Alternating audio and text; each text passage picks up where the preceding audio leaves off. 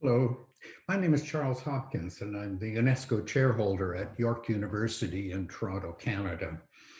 Um, Let me begin by saying thank you to Dallas College for inviting me to be part of this 10th summit and to share some of my ideas around the pursuit of sustainability, but in this really interesting context of both social justice and resiliency.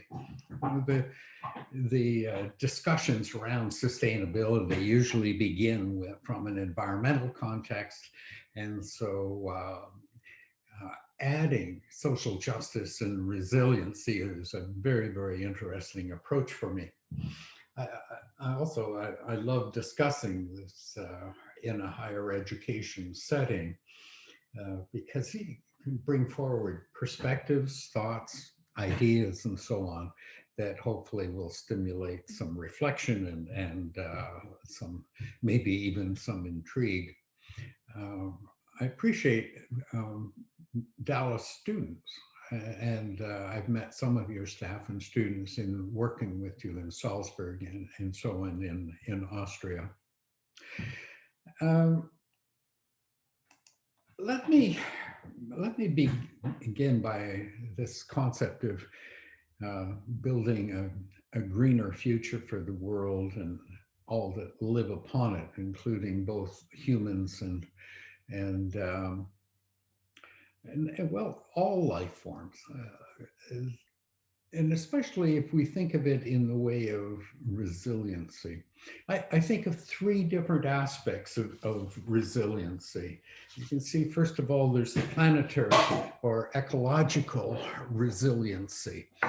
Um, that's sort of the normal one, but adding to it the context of societal resiliency.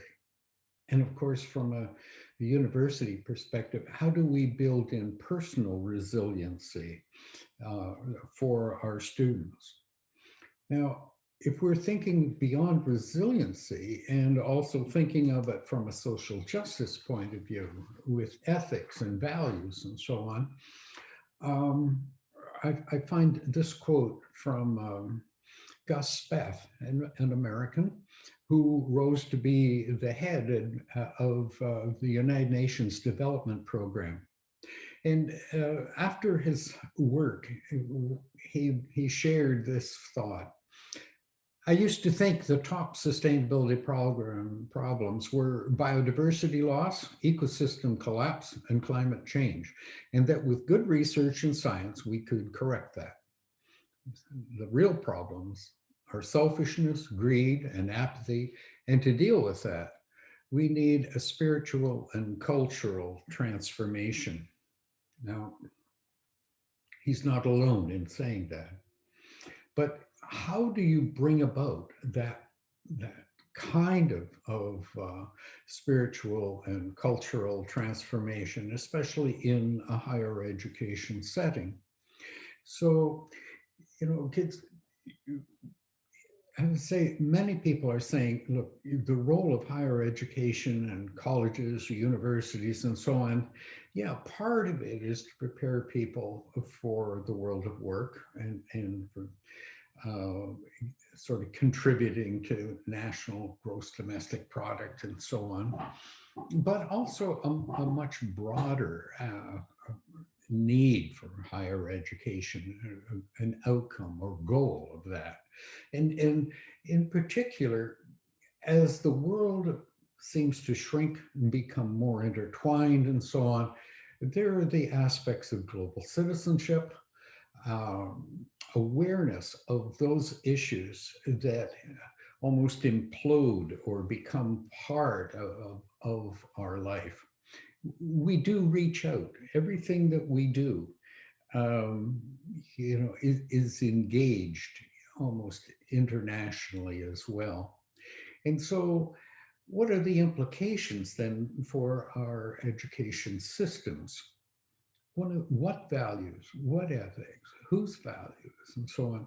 And I would suggest for those of you who are interested in pursuing this, that if you're not already engaged with or have found something called the Earth Charter, This is a sort of a compilation of values and ethics that were compiled by people from almost every nation in the world. And I would say, start with that and see which values and ethics you disagree with. It's a wonderful start for educators to introduce into their classes for discussion. I like to make the point that we're almost, as I say, almost all global citizens. These are photographs of a refugee camp that were just brought back and shared with me by a colleague who was in this refugee camp in Jordan. And he was saying he was so disappointed that although what can the world do to relieve the plight of refugees all around the world? Um, just the perception of how we share this planet and the feeling that, well, they're over there, we're here, it's not really my problem, and so on. Although in this case with Syrian refugees, think of the countries that have caused them to become refugees and so on. So it's just one of the aspects of looking at it from a social justice perspective. Now, this one is, these are people on the other side of the world, right? And so quite often we think that, well, it's not our problem. We have enough problems right here and so on. And I want to point out that often social and injustice and um, that these result in attacks on our resiliency. There are issues that are there, and that they actually do become manifest and affect everyone. So let me explain the next couple of charts. One is looking, if you look on the right, you will see life expectancy, literacy, infant mortality, and so on. You can see the list of issues. Then if you look at the graph, you will see the horizontal axis across the bottom of income inequality. Okay? So a social justice issue, the difference between the very wealthy and the very poor, the gap, right, that is there. And then on the vertical axis on the left, you see those countries that are doing at the bottom, that are doing well, and then as you get worse, as you go up through the graph. So you see in the bottom left-hand corner, countries like Japan, and then clustered around the next in line of the Scandinavian countries, are countries where these social justice issues that are listed are minimal. And then as you go out the line, you find the countries that you can see Canada's about halfway out the line. And there, okay? So these are the problems that are totally linked with the poverty gap. We quite often do not, we think of addressing abject poverty, but we very seldom talk about addressing abject wealth and so on. But these, these are issues that are actually right here at home. We can bring it down from the international and comparison of nations right down to the comparison of the United States. And so down where New Hampshire, what is Utah, Wisconsin, and so on seem to again be doing a little bit better. And then as you go out the line, you'll see huge wage disparities and income disparities, for instance, in New York and so on. And huge, but only sort of median in the problems around these issues. But if we go up here, you see huge problems around these issues. And again, out this far on income inequality, only exceeded by New York. So, okay. So these are sort of bringing the hope, bringing this home. in a local resilience kind of context. But if we were to think globally, if we look at the World Economic Forum, has just come out in 2020, released the global risk. These are the huge issues that they feel that are out there. Now, if you have a look, you'll see up in the top, you have environmental issues of climate change. You have extreme weather, biodiversity loss, natural disasters, and so on. Now, this was completed just before COVID came onto the scene. And so, but if you look, you will see infectious diseases as was there, both in the severity. Of course, across the bottom is likelihood of it happening, and going up on the vertical would be the severity or the impact that would be there. So the whole idea of resilience and so on, of first of all, the individual sort of issues, but what we also need to be concerned about is the implications. Right? So you would take, if we take climate change, which the world feels is the greatest long-term huge issue facing us right at the moment, right? Then you will see that it is totally woven into many, many other issues, which comes up with the complexity, and so very, very difficult for people to truly understand. Not only is it real, has it been happening? Of course, now we do know, if you go to the Arctic and the ice is gone, you know, it is obvious, okay? But at any rate, what are the overall implications? What do we do about it? How do we address it, and so on? So these are some of the big issues. Now, all of these sort of compete into this huge global challenge. The global challenge of how can we internationally and adapt it within our own country, but how can we collaboratively create economic and social systems that enable individuals and communities to thrive equitably today, but also do not limit future generations. And, you know, sustaining the capacity of the environment to support this for future generations. It is a huge issue, and as Ban Ki-moon, the ex-Secretary General of the United Nations, when he said, well, if we can't do this, what's the backup plan? And he said, there is no plan B, as there is no planet B. For it. Now, countries have been trying to come to grips with the whole concept of progress, which is a concept that's only a couple of 100 years old. But anyway, how do we develop? How do we progress in some sort of equitable, fair manner? And they've been working on this since the end of the Second World War. That's why they created the United Nations as a place to go and talk about these great international issues. That's all really the United Nations is a place to gather and talk. In trying to address the idea of how do you balance economic growth with environmental concerns, the idea that emerged was called sustainable development, and it came out in 1987. It was adopted by the United Nations, including the United States, of course, buying them. And then 5 years later, in 1992, they emerged with a work plan for how to try and address these many issues that they had. It was called Agenda 21.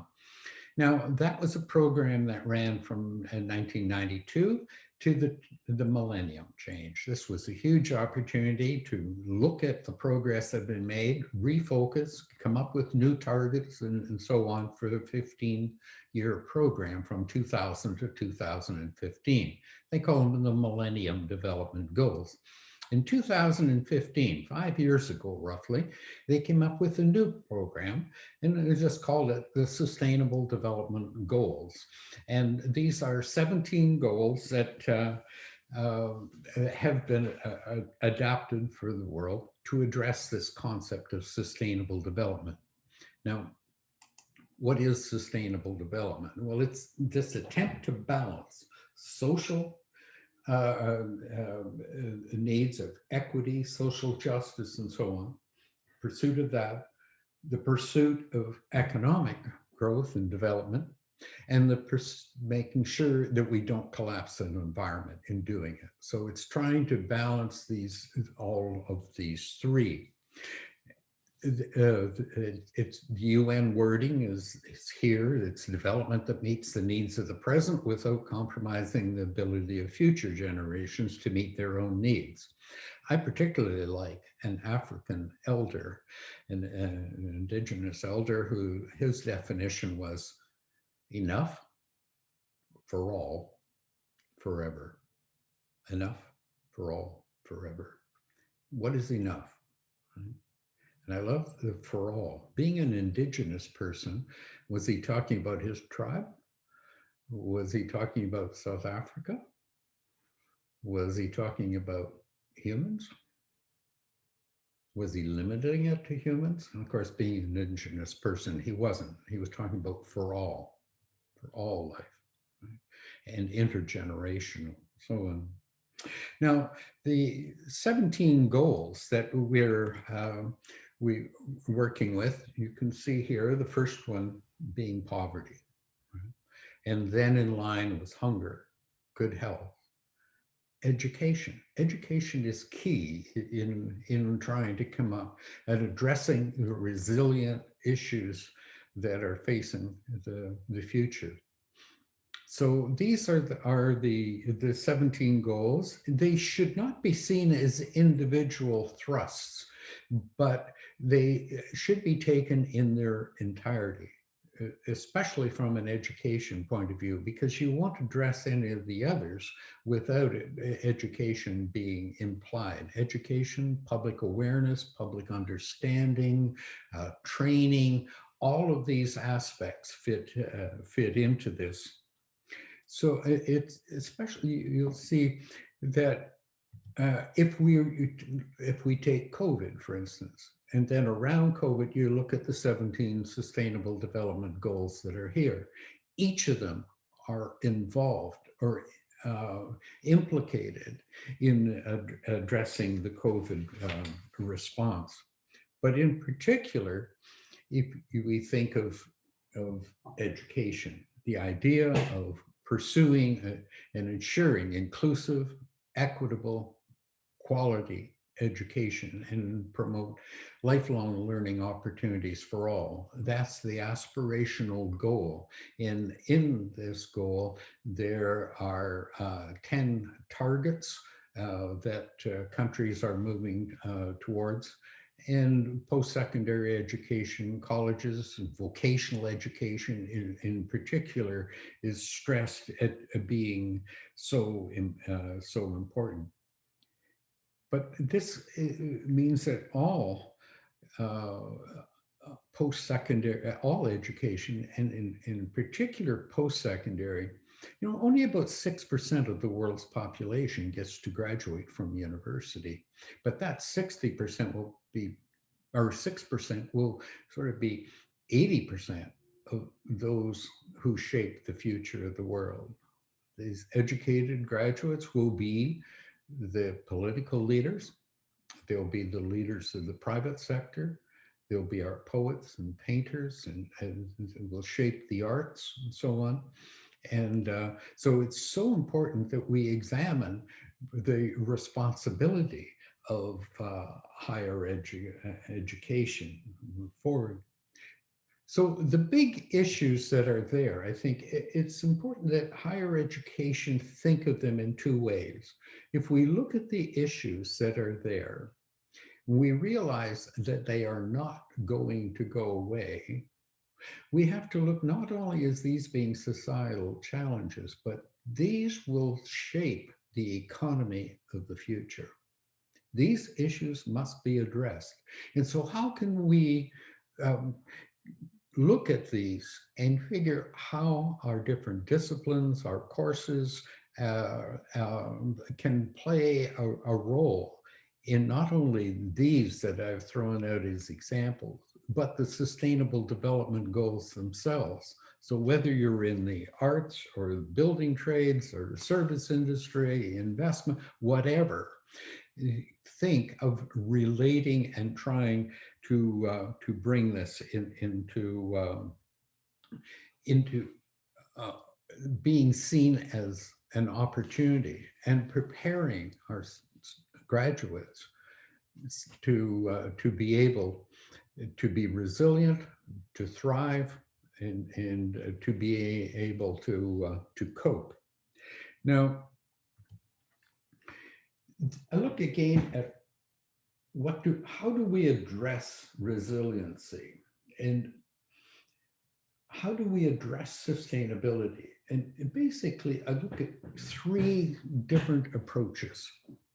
The first approach is what can we do to stop the problem, if it is a problem, right?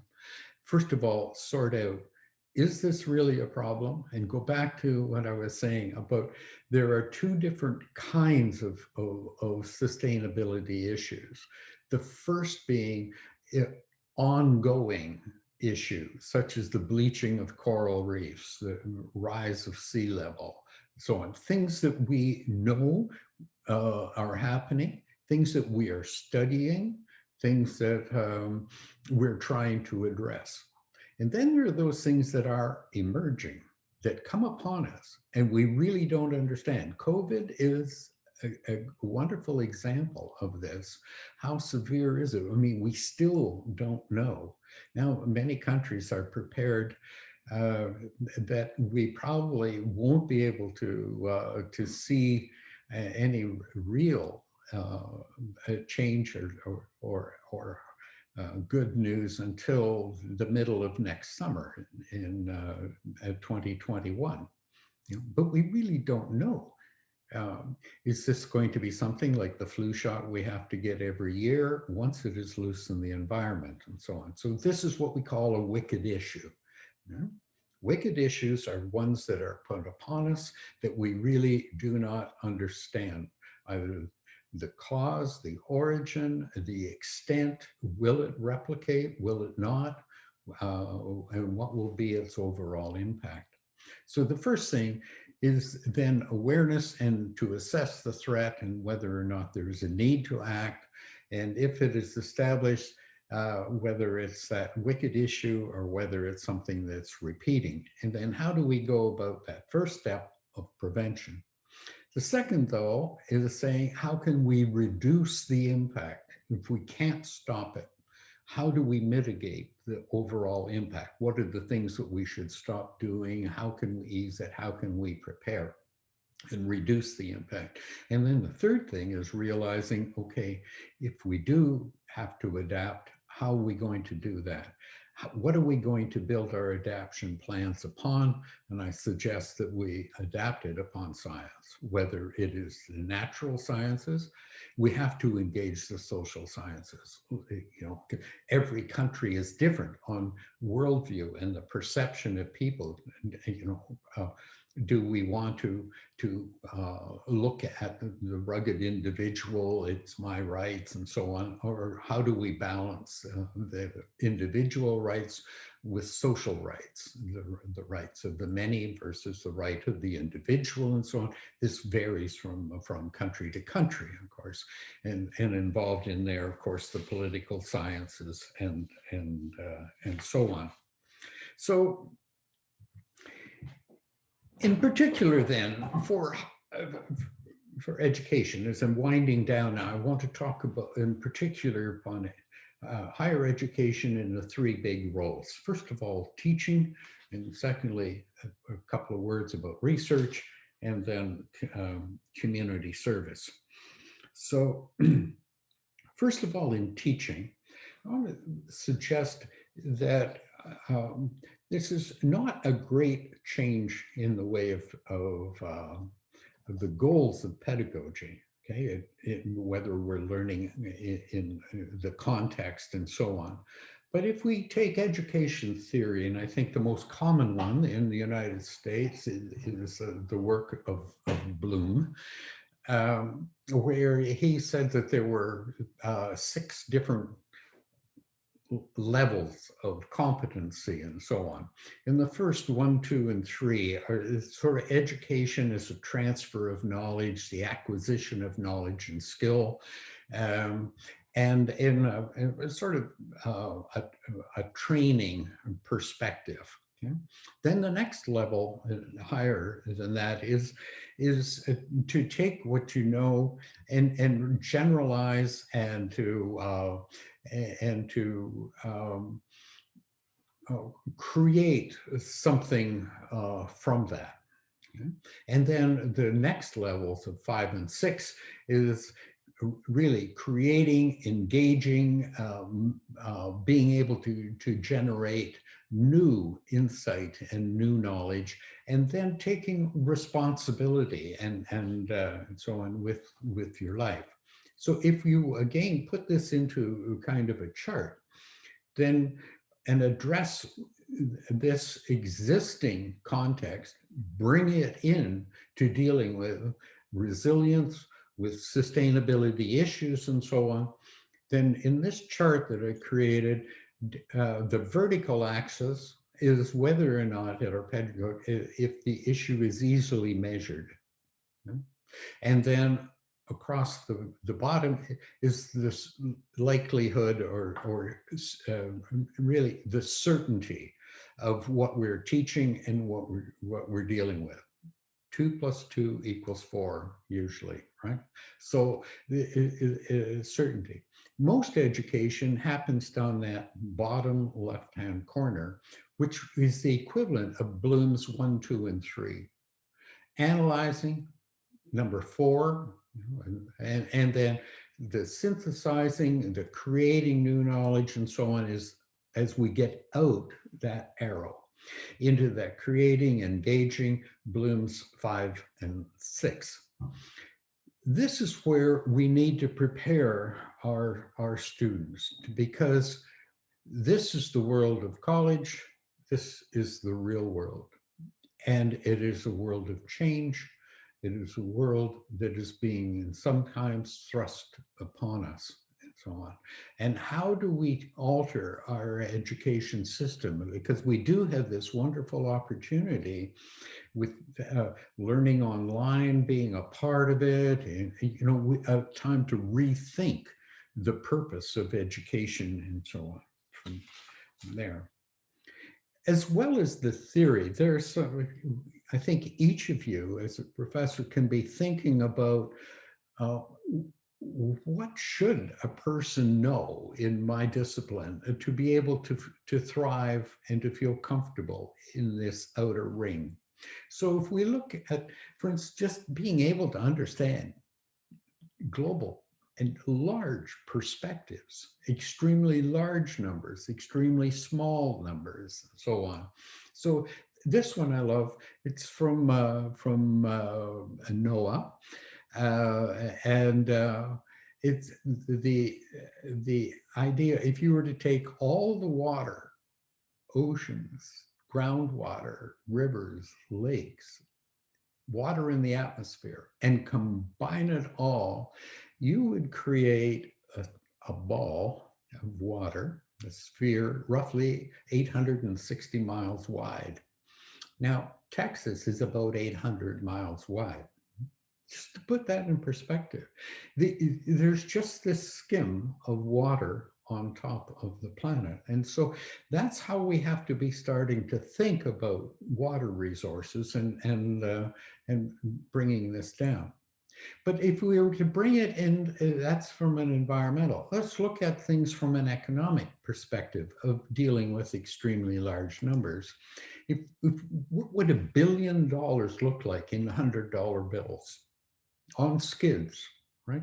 A standard skid of $100 bills. That's what $1 billion would look like. You could put it on 10 skids. But we continually talk about infusing the economy with $1 trillion, right?